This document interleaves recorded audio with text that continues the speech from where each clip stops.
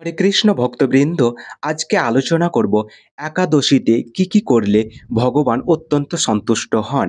প্রথমে সূর্যোদয়ের পূর্বে ঘুম থেকে উঠে স্নান করে পরিষ্কার পরিচ্ছন্ন বস্ত্র পরিধান করে ভগবানের আরতি করতে হবে।